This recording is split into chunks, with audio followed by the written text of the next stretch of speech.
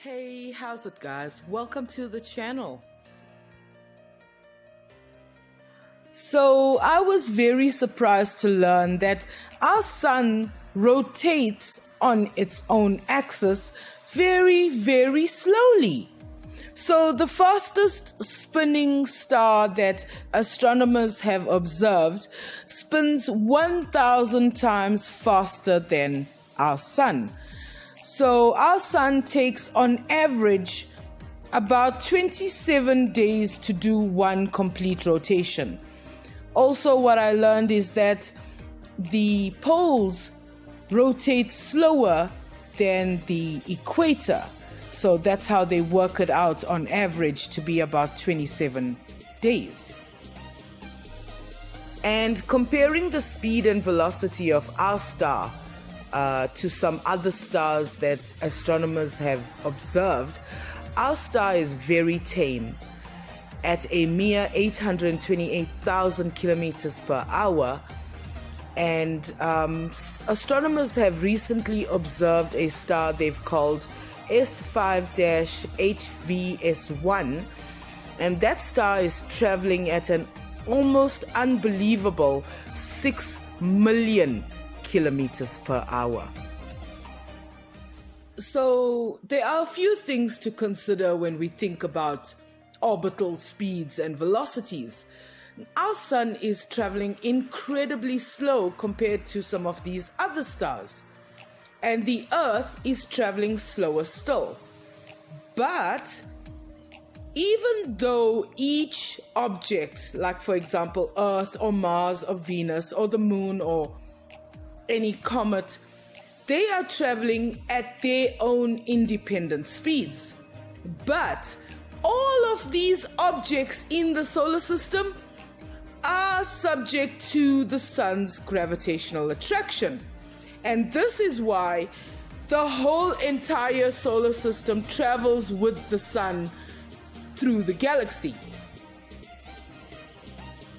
So I can understand why flurfs want to keep it local, because thinking of things on this absolutely grand scale almost makes me feel like my brain wants to explode. I can understand that.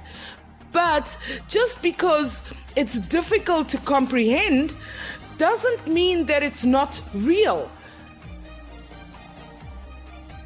We need to bear in mind that when we are looking at sunrise or sunset, we are not seeing the sun move, because these motions are relative.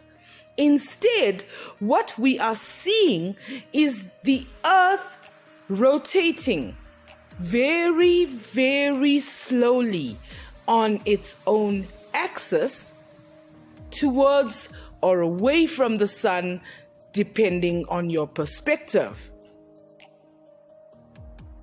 So, for example, we know that in our celestial sky, the sun moves 15 degrees per hour, and that is the indication of the rotational speed of the Earth.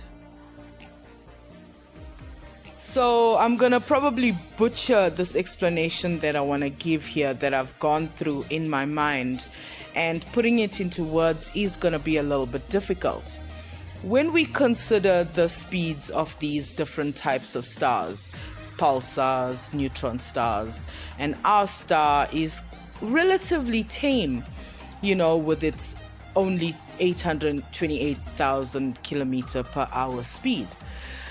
But if you think about that speed going around the Earth, I think it would be less stable, because traveling at that speed around the Earth would probably create some sort of vortex and make the Earth rotate faster and have a faster orbital speed, and probably increase the gravitational attraction of the sun, and then draw the Earth towards the sun, and then probably eventually suck up the Earth completely.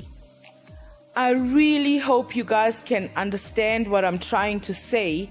I'm basing this idea of the astronomers' observations of binary star systems. Two stars orbiting sort of like a central point, and what happens is the one star attracts the other star to it, and eventually it will become one star. Please let me know in the comments if you understood my really butchered explanation of how things might be if the sun did indeed orbit the earth. Thank you for watching. Please subscribe, leave a comment, share this video with the fluff, and ring the bell for notifications. Catch you in the next video. Please be safe. Bye.